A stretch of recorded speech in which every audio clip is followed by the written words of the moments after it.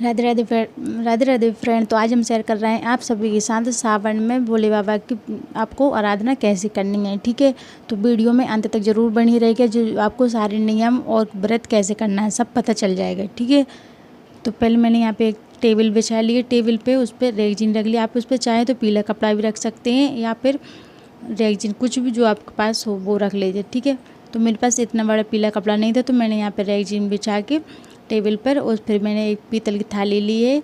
आपके पास जो थाली आप वो ले ली, लेकिन आपको जिसमें खाना खाते हैं वो थाली नहीं लेनी है। ठीक है, फिर यहाँ पे आपको शिवलिंग स्थापित करना है। अगर शिवलिंग हो आपके पास विग्रह हो तो वो रख लीजिए, अगर नहीं है तो आप सावन के महीने में आप पार्थिव शिवलिंग का नियम ले सकते हैं। डेली बना सकते हैं तो और अच्छी बात है, अगर सोमवार के सोमवार बनाएं तो भी और अच्छी बात है पार्थिव शिवलिंग की। ठीक है, और इस महीने में आपको, क्योंकि 30 जुलाई से सावन मास शुरू हो रहा है। ठीक है, भोले बाबा का सबसे महत्वपूर्ण महीना शुरू हो रहा है, जो उनको बहुत प्रिय होता है।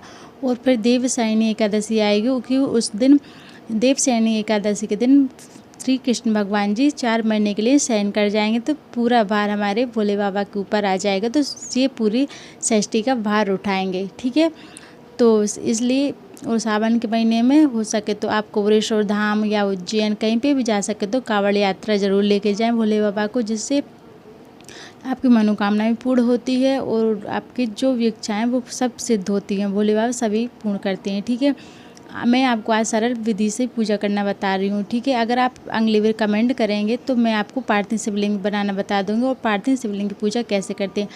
ज़्यादा खास कर आप सावन के महीने में पार्थिव शिवलिंग का नियम लें तो वो और भी अच्छी बात है। ठीक, क्योंकि कहते हैं सावन के महीने में जो पार्थिव शिवलिंग बनाते हैं, जो अपने हाथ की रेखाएँ रहती हैं, अगर अपनी किस्मत में कुछ भी नहीं है तो वो रेखाएँ भोले बाबा मिटा के नई रेखाएँ बना देते हैं और अपनी मनोकामनाएँ सिद्ध करते हैं। ठीक है, तो यहाँ पे मैंने भोले बाबा को बेलपत्री बिछाई। आपको बेलपत्री के नीचे ही पहले बेलपत्री रखनी है, फिर जो बीच की पत्ती रहती है उस पर भोले बाबा के विग्रह को स्थापित करना है। ठीक है, फिर मैंने उनको सादा जल से अभिषेक कराया है, फिर दूध से अभिषेक कराया है, फिर मैंने उसको लाल चंदन हो तो आपके पास लाल चंदन लगा लीजिएगा, लाल चंदन नहीं है तो पीला चंदन, सफ़ेद चंदन, जो भी हो वो लगा सकते हैं। ठीक है, फिर मैंने ये सब लगाने के बाद में भगवान को वस्त्र के रूप में आरती जो लच्छा रहता है उसकी मैंने वस्त्र के रूप में पहनाए। ठीक है, नंदी भगवान को भी पहनाए हैं, नंदीश्वर।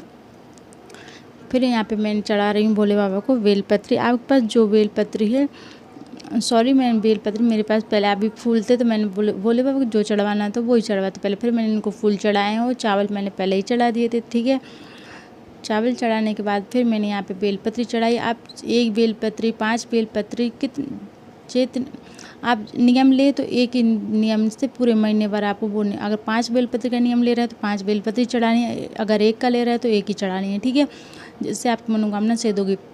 अगर आप पूरे महीने भर 1 बेलपत्री और शहद लगा के चढ़ाएंगे तो आपकी मनोकामना होने से कोई नहीं रोक सकता। इतनी बेलपत्री का ये महा उपाय है। ठीक है,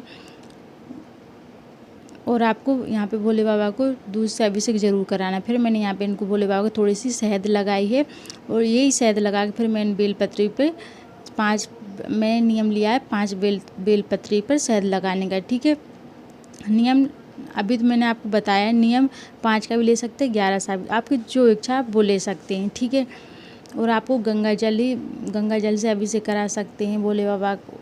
गंगा जल क्या अभिषेक कराएंगे, वो तो खुद ही उनके जटों में रहती है, लेकिन गंगा जल से भी कभी कभी सोमवार अभिषेक करा देना। ठीक है, फिर आप अगर शिव स्तोत्र का पाठ कर सकते हैं या शिव पुराण या जो शिव चालीसा, आप जो भी पाठ का नियम लें वो जरूर करिएगा भोले बाबा को प्रसन्न करने के लिए और आपकी मनोकामना पूर्ण सिद्धि करने के लिए। ठीक है, तो यहाँ पे और 30 जुलाई शुरू हो रहा है सावन का महीना, और 30 अगस्त को संपूर्ण हो जाएगा। ठीक है, आप इस महीने में आप भोले बाबा की आराधना जरूर करिएगा। आपके पास जो भी, अगर ज़्यादा से ज़्यादा कुछ नहीं है तो आप सरल पूजा जरूर करिएगा। भोले बाबा के घी दूध, वो हो सके तो गाय के घी का दीपक जलाएं। ठीक है, और नहीं हो सके तो आप तेल का दीपक जलाएं, तिल के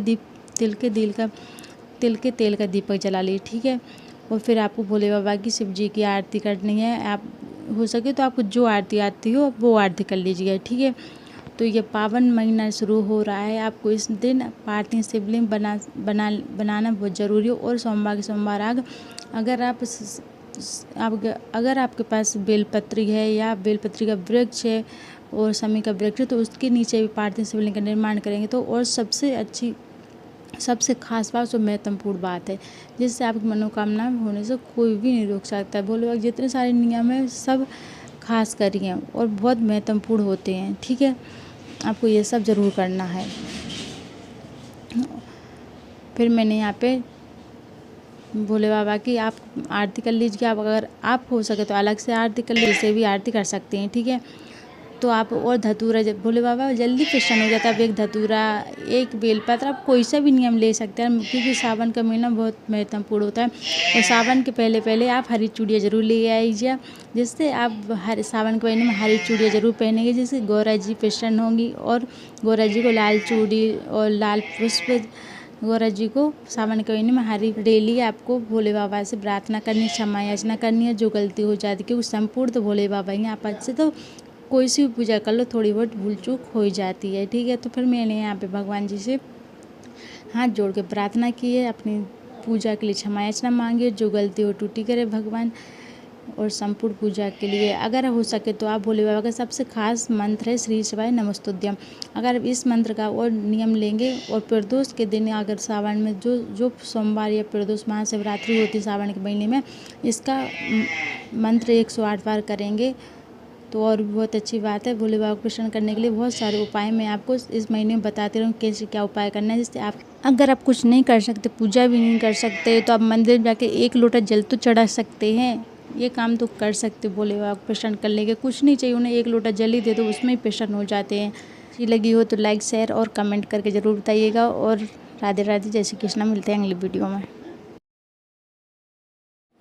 एक और ज़रूरी बात, क्योंकि मैं बार बार आपको नियम बताती हूँ तो भूल ही जाती हूँ पूजा में कैसे क्या नियम करना है। आप पूजा कर लें, पूजा करने के बाद उसके बाद जो आसन रहेगी, आपको आसन पर थोड़ा सा जल डालना है। जल डालने के बाद आपको उंगली में लेके 3 बार अपनी आंखों से लगाना। कि कहते हैं अगर ये नहीं अपनी आंखों से नहीं लगा तो इसका पुण्य इंद्र भगवान को चला जाता है, इसका पुण्य अपन को नहीं मिलता है। ठीक है, राधे राधे, जय श्री कृष्णा।